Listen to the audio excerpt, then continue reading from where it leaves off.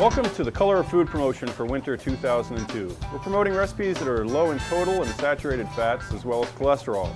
We're going to use a lot of fruits, vegetables, and whole grains, and we've moderated the use of sugar and salt.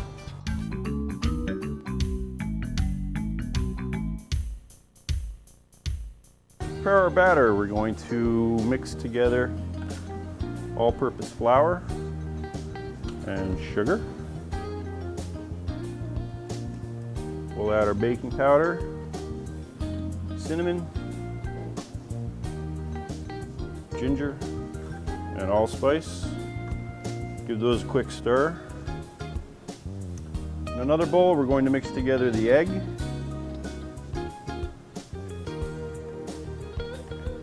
milk, molasses, and our canola oil.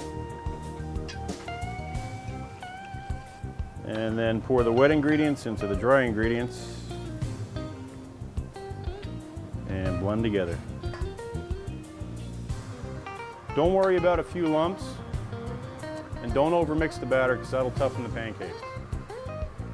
These are the dried cranberries that we'll be using for the gingerbread pancakes. These are an ocean spray product called Craisins. Portion size for the gingerbread pancakes is 3 1/4 cup pancakes. Flip the pancakes after 2 to 3 minutes.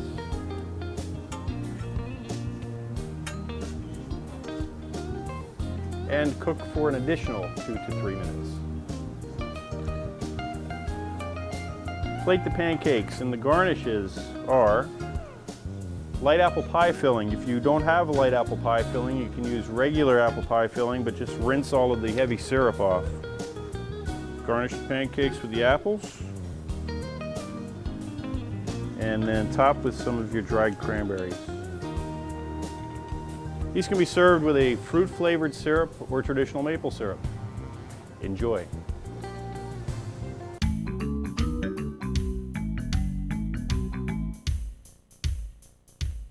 All-purpose flour, oats, sugar, poppy seeds, baking powder, and baking soda, some salt, some light margarine, dried cranberries, pineapple juice, and egg substitute. For the scones, we're going to scale the dough into a 3/4 pound ball and press it out on a lightly floured cutting board to a 6-inch disc. Then cut each disc into 8 wedges and place them approximately 1 inch apart on a parchment-lined sheet pan, and bake at 375 degrees in a standard oven for 15 to 20 minutes. Portion size on our scones is 2 to 1 order.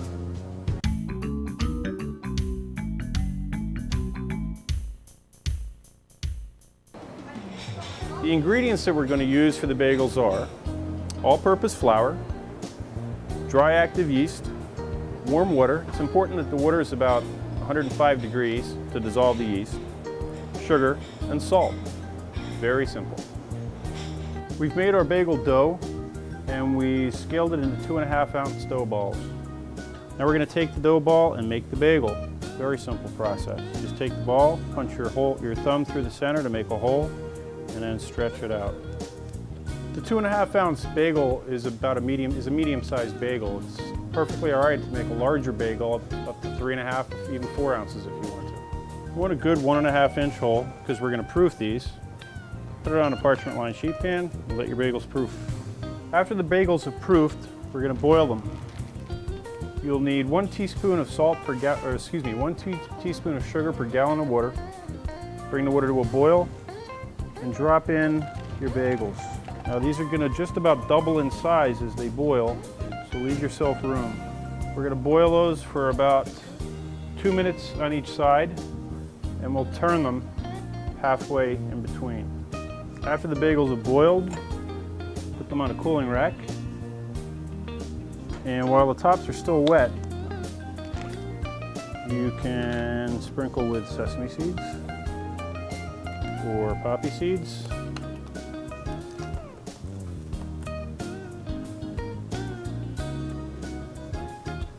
Or just leave them plain. After you've topped them, We're going to bake these in a 375-degree oven for 35 to 40 minutes. Serve them with flavored spreads, jellies, whatever you normally serve your bagels with.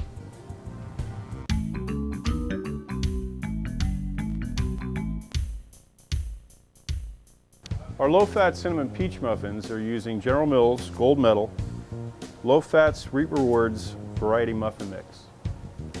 We're also going to be using light peaches. Now, light peaches are just sliced peaches that are in extra light syrup. If these aren't available to you, just use peaches in light syrup and rinse them very well. To make the cinnamon peach muffin batter, I'm going to mix the muffin mix into water with a rubber spatula until smooth. Now that our batter is smooth, I've combined the cinnamon and the sugar, and I'm going to fold that into the batter with our rinsed peaches that we've diced. Mix until everything's completely blended, but don't overmix the batter. 7 fluid ounce muffin pan will work best for the cinnamon peach muffins. We're going to put a number 10 scoop in the lightly greased muffin tin. Top with some diced peaches. And we're going to bake these in a 375-degree convection oven for 15 to 19 minutes, or a 425-degree standard oven for 20 to 24 minutes. The muffins have finished baking.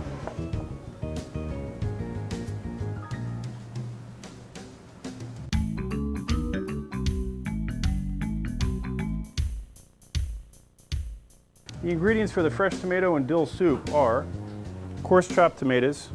These are kind of large. You can cut them however you want, whatever's easiest for you. We've got white onion and scallion, olive oil, all-purpose flour, fresh chopped garlic, black pepper, dry dill, little salt, and a little sugar. We're using low sodium chicken base for this soup.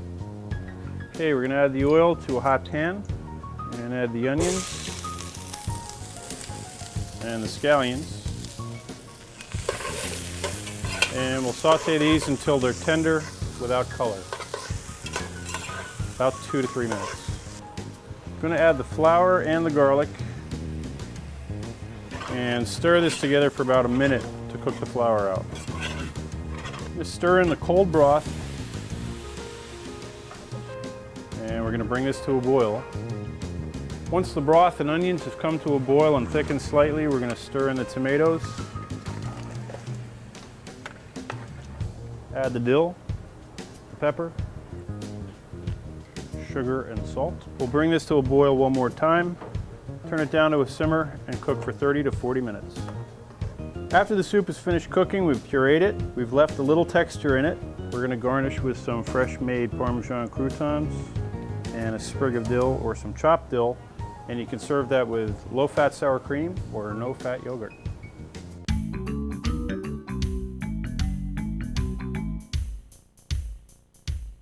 To assemble a salad, we're going to plate up our spring greens, top those with chopped red delicious apple, and we're going to get our fresh grilled chicken breast right off the grill and put over the top. Garnish with cherry tomatoes, toasted pine nuts, and our low-fat buttermilk herb dressing, ranch dressing. And there's our grilled lemon sage chicken salad.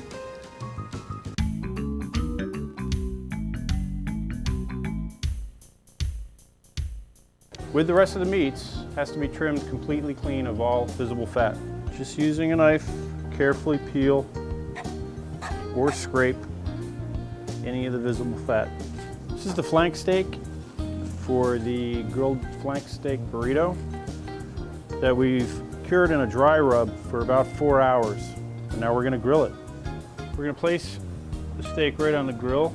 I'm also going to grill the steak this point for the salad. Now this is just plain trimmed flank steak, and we've just sprayed it lightly with vegetable oil. We're going to grill both of these to whatever desired doneness your customers request. We're going to warm our tortilla. We're going to place our hot grilled flank steak down the center.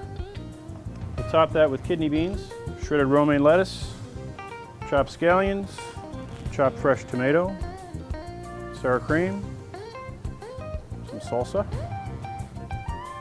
and then we'll roll. Plate up the burrito, top with some more salsa, some fresh chopped cilantro, and there's our flank steak burrito.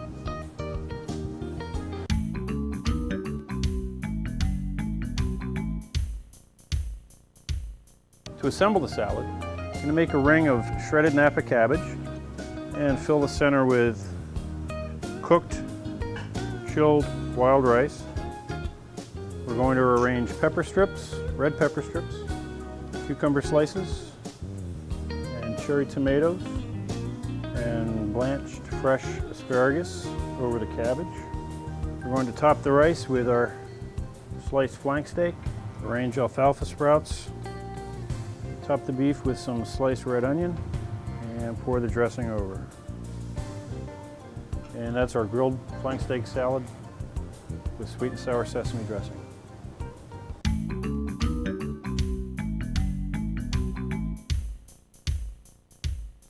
First, we're going to show you how to grill the vegetables. Just slice them into 1/4-inch planks, spray them lightly with a vegetable oil spray, and place on a hot grill. To assemble the sandwich, we're going to spread some of the dressing over the bread, top it with 2 slices of fresh tomato, and arrange your vegetables on top. And then pour some dressing over the completed sandwich. And there you go.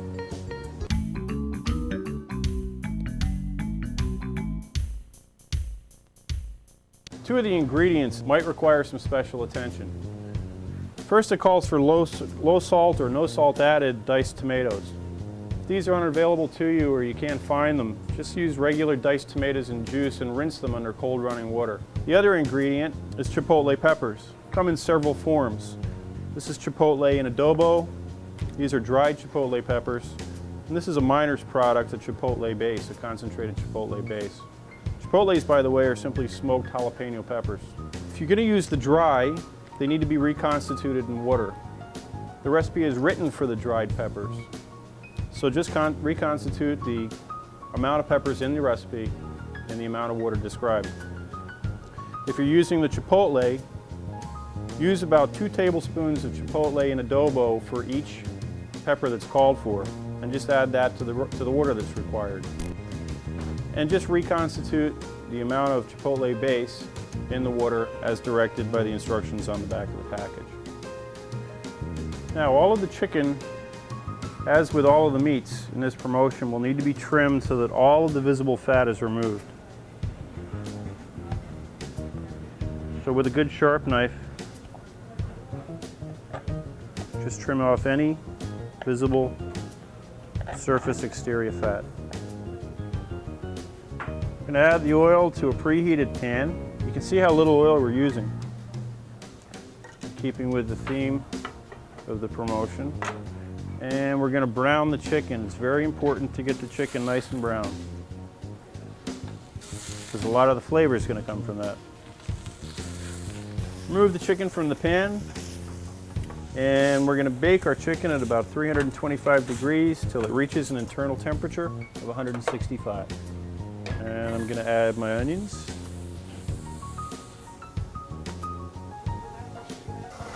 And saute them for a few seconds. After a minute or 2, the onions have softened. I'm going to add the garlic and the peppers and cook those for another 1 to 2 minutes until they've softened also. We're going to add the oregano, salt, water, diced tomatoes, and chipotle. We're going to let this come to a boil. We'll reduce the heat and simmer it for about 15 to 20 minutes. After we stewed our sauce and finished cooking our chicken, we shredded the chicken and combined the two, which we have chilled here. We're going to take 5 ounces of the chicken filling and put it down the center of a 12-inch warmed flour tortilla. We're going to top that with turmeric rice, 1/2 cup, and some chopped red onions, black olives, fresh cilantro, little black pepper, some sour cream, and we're just going to squeeze some fresh lime right on top. To roll the wrap, I'm going to take the near edge and roll it over the fillings and pull back towards me to snug them up. Fold the ends in, and then complete the roll away from me. Cut the wrap. And there's your Chipotle chicken wrap.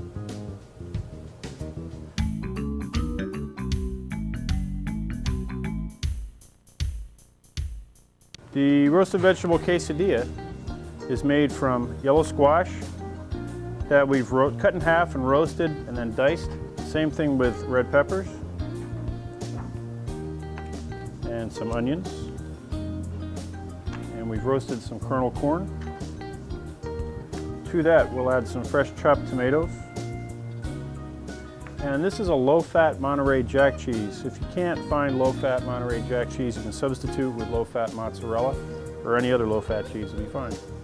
And we're gonna add some chili powder, some black pepper, and some fresh lime juice. Mix all this together. To assemble the quesadilla, lay out your 10-inch flour tortilla, and we're going to top that with 5 ounces of filling up to halfway across and up to about a 1/2 inch of the edge. And then we're going to fold this over, press down lightly, carefully lift, and place on a 350-degree griddle. We're going to cook that for about 3 minutes per side. After the tortilla turns crisp and the cheese is fully melted, cut the quesadilla into 3 or 4 wedges, plate it up, serve it with a commercial salsa, sour cream, and give them a lime wedge.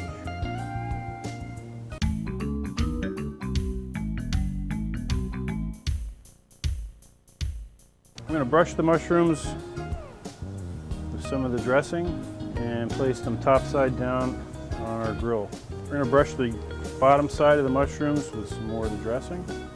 And we'll save this to put in the onions and pepper mixture. To make the zesty red onions and peppers, we're going to spray a nonstick skillet, and we'll add the broth and the sesame oil, and then put the peppers and onions right in. We're also going to pour in the rest of the mixture that we brushed the mushrooms with. And we're going to cook this over a medium-high heat until the liquid's absorbed and the peppers and onions begin to lightly brown. So now that you've caramelized your onions and peppers, we're going to place those on the bottom of the bread.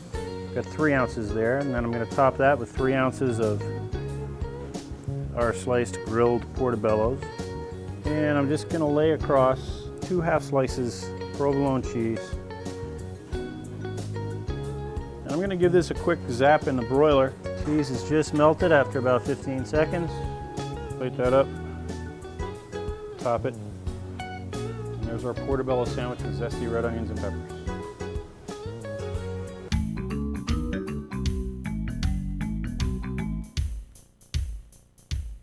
I'm going to add my oil to a medium-hot pan and add the onions and carrot.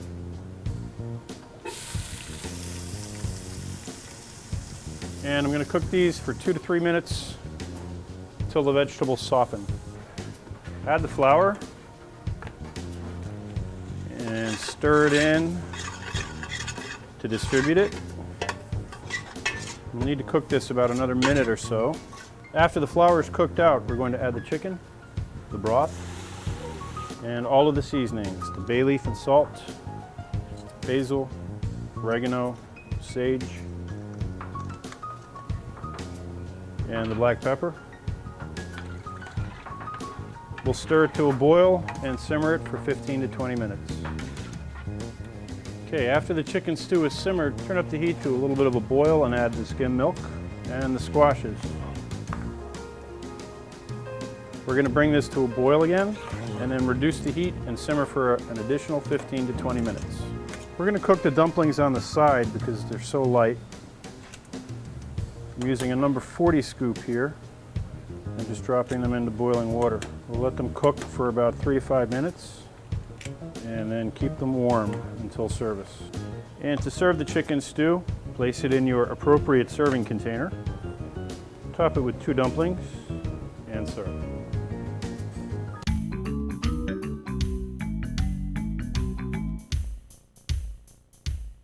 To make this low fat, we have to trim all of the visible fat from the pork loin. I'll show you how to do that. Using a thin bladed knife, insert the knife just underneath the connective tissue of the loin. Slip all the way down the loin.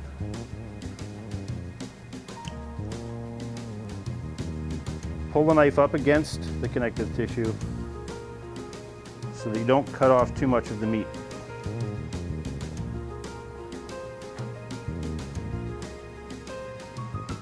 Notice that the angle of the knife is up, away from the meat, and cutting against the tendon or connective tissue.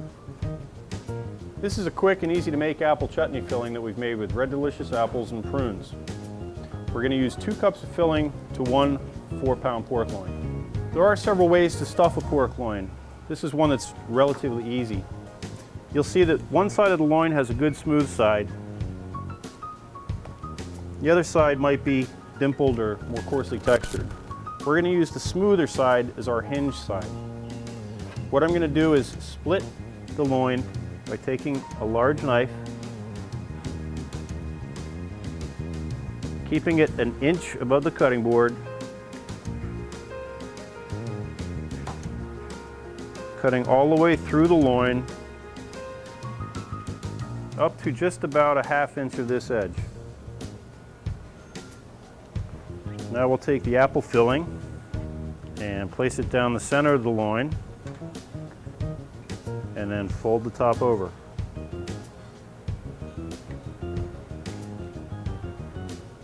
This is butcher's twine. This pork loin is going to need to be tied to keep the stuffing inside. There's a couple of techniques you can use. I'll show you 2 of them. Keeping the twine on the opposite side of the table, slide it underneath the meat. Loop the end of the string over, over again, and over again to create a slip knot. Slide the knot down to the meat, pull tight, and cut. Repeat this at 1-inch intervals down the length of the pork loin. The second technique is to repeat the first step by creating a slip knot.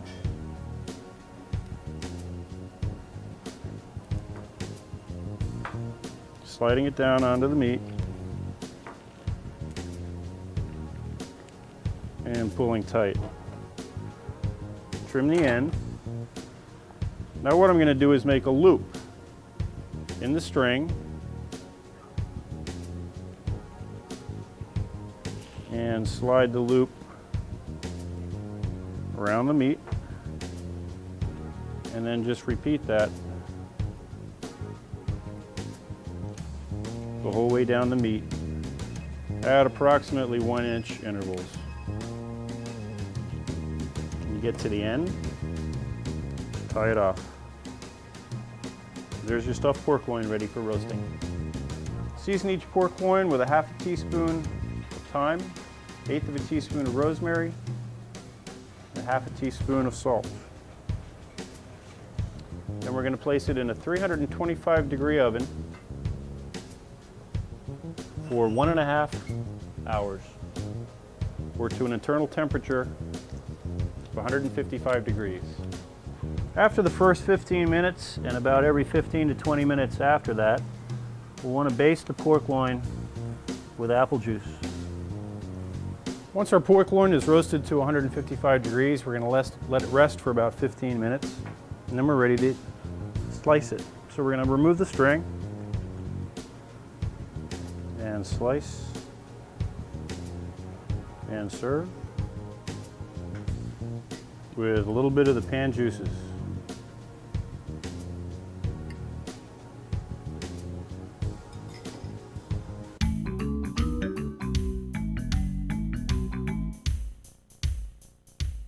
Here we have a 4-ounce fresh tuna loin steak that we sprayed with just a little bit of vegetable spray before we grilled it. And here is our fresh avocado pico de gallo. I'm going to slice a lime wedge, and there you have it.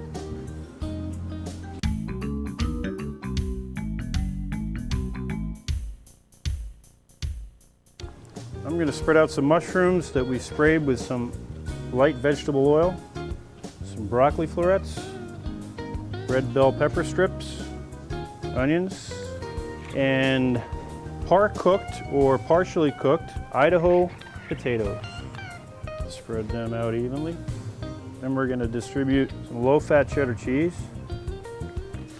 and some low-moisture, low-fat mozzarella. Again, make sure everything's spread out right up to the edge. Top it with the feta cheese. There's a lot to this pizza. And we're going to sprinkle over some dried thyme, some black pepper, and just a pinch of salt. Finally, arrange fresh sliced Roma tomatoes over the top, and then bake the pizza according to your existing oven settings. Here's our finished Provencal pizza. We're going to just top it with some fresh chopped basil, and some fresh chopped parsley. There you have it.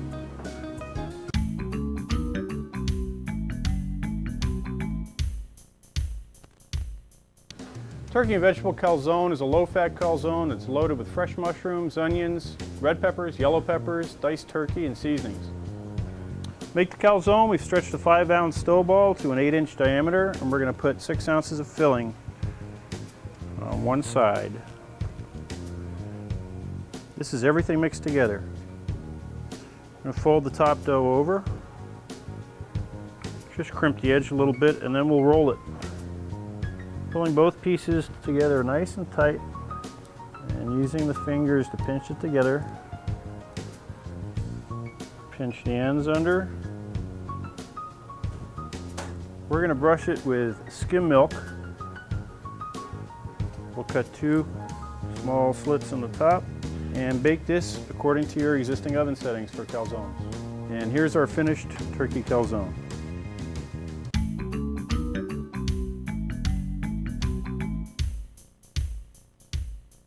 For this cookie, we're going to use General Mills Gold Medal Low Fat Sweet Rewards White Cake Mix.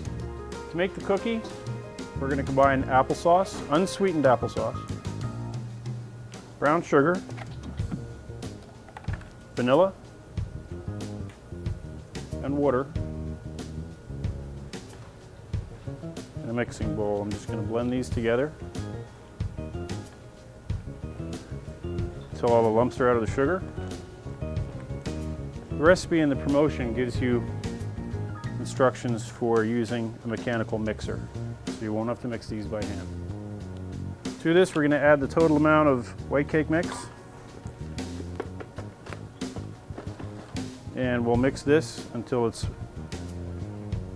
mixed together completely. Then we're going to fold in the mini M&Ms. We're going to portion the cookies using a number 30 scoop. And we're going to leave about 2 inches in between. And top each cookie with a few reserved M&Ms.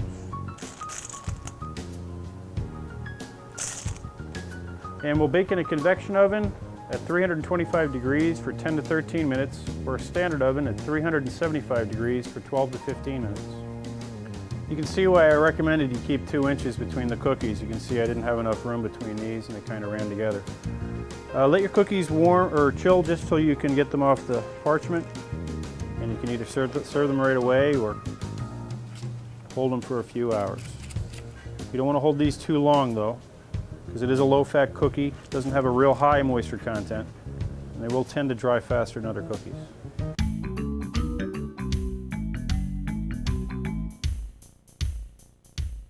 To make our blackberry peach cobbler, we're going to combine frozen thawed blackberries and peaches, along with sugar, fresh squeezed lemon juice, and some low-fat biscuit mix. We're going to bring this to a boil over a high heat. After the berry and peach mixture is boiled, stir in the vanilla, pour it into a baking dish, and we'll spoon over about half a tablespoon dropped droplets of biscuit mix. And we're going to place this in a 400-degree oven for about 25 minutes. And here's our finished cobbler. We'll just dust it with a little powdered sugar and serve it while it's hot.